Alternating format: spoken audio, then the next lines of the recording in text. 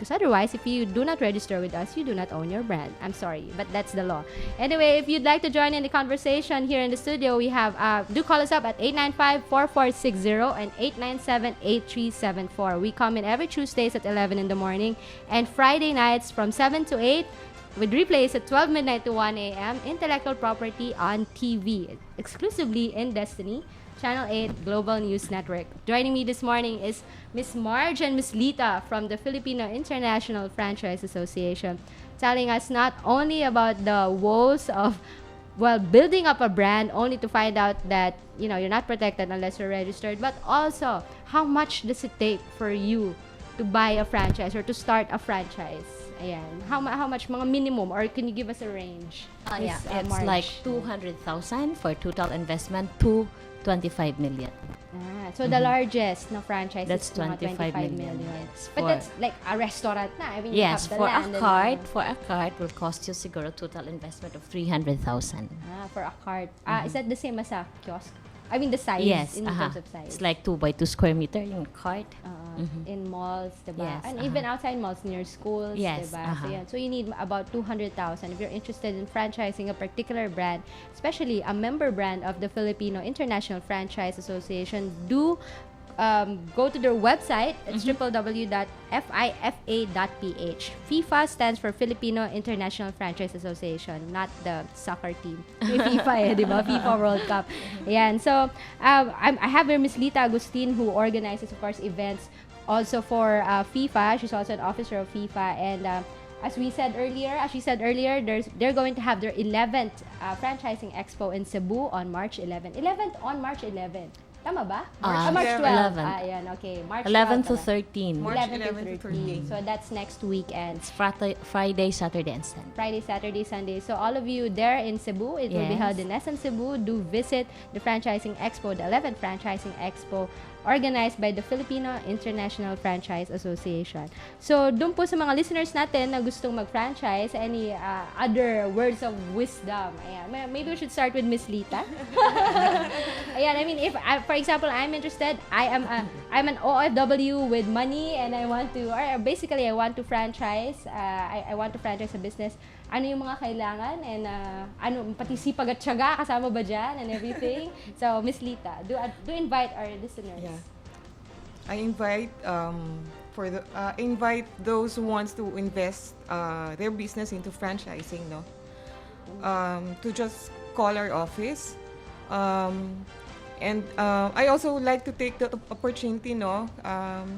Because I will be launching this magazine, franchise publication entitled Franchising PH.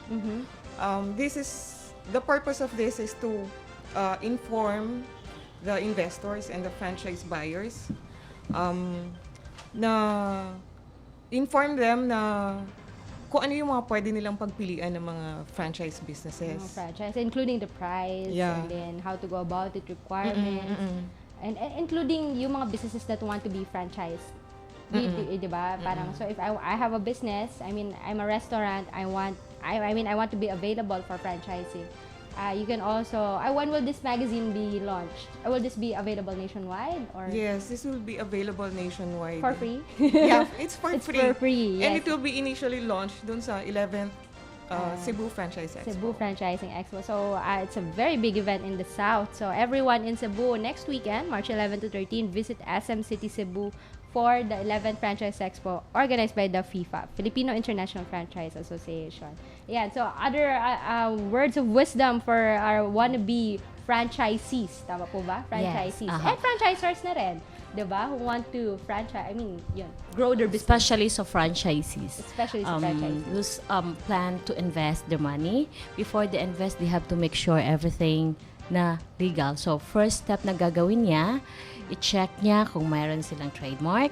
Then, second, they have to visit the office of the company what they wanted to get. And then, they have to visit the existing franchisees. To check, diba? To if the check, business is ask going questions, how the franchisor, how's the support. So, kailangan talaga yon. Hindi yung basta kay gusto mo, bili ka na lang diretso. Yun yung minsan na nagkakaproblema. So, kailangan mag-background check ka muna Yun. So sa you have to company do- na yun na gusto mong bilhin as a franchise out. Yes, exactly. And of course, as you heard from the president of the Filipino International Franchise Association, Miss Marge, and Miss Lita Agustin joining me this morning, if you want to invest money, and 200,000 pesos is no joke, it's big Yes. money, diba? From 200,000 to 25 million, first of all, you have to look you have to do your background check, your due diligence, whether the business that you're franchising actually owns the trademark. In order to do that, do check out the trademark search database on www.ipopphil.gov.ph. Look for the trademarks tab. It's there.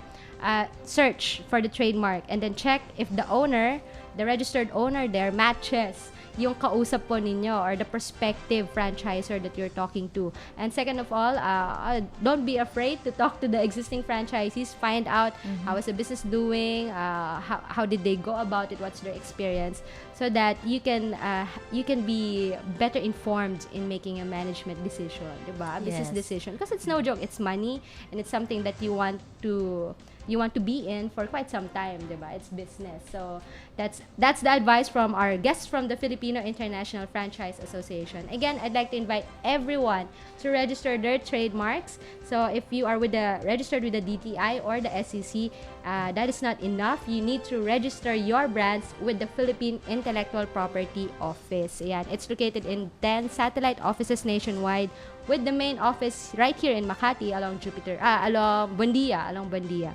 Ayan, and call them up if you need any assistance. It's 238-6300. Now, for those trademark applicants, call up 238-6300, local 514. That's the direct line to the office of the trademarks director. We also register patents, ayan, for inventions. And for any other copyright concern, for example, you have music and you have questions on how to protect your intellectual property, call us up here in the studio. It's 895-4460, 897-8374. We'll be more than glad to address your questions in the next episode of Piracy Watch. Again, next week, we're going to have delegates from the World Intellectual Property Office. Ayan. So, we're going to be talking about the accession of the country to the Madrid Protocol Treaty. Ayan, it sounds so technical. I know Madrid, but I don't know what it means, the Madrid Protocol Treaty. And we'll learn more about that next week because the IPO Phil is working for you. We want to facilitate global protection of local brands. Ayan, again, this has been your host, Attorney Sarah Jane Sugitan from the Intellectual Property Office. Do tune in again next Tuesday, 11 a.m. and Fridays, 7 p.m. to 8 on GNN for Intellectual Property on TV. All right. Thank you, everyone, for joining us. Join us again next week. You have been listening to Piracy Watch with attorney Sarah Jane Sugitan. Piracy Watch, an exclusive presentation of DZRJ, 810 AM, the voice of the Philippines. The BBC in London goes direct to the Raja Broadcasting Network, DZRJ, 810 AM, with a live news update. BBC News with Jonathan Izard. Western leaders have been discussing ways to increase pressure on the Libyan leader Colonel Gaddafi to stop him killing the people rebelling against him and persuade him to step down. The Pentagon in Washington has announced it's repositioning naval and air forces around Libya. From Washington, Andrew North sent this report. The United States already has a permanent military presence in the region around Libya, so the Pentagon announcement that it's repositioning its forces seems partly designed to send a message to Colonel Gaddafi. It has not spelled out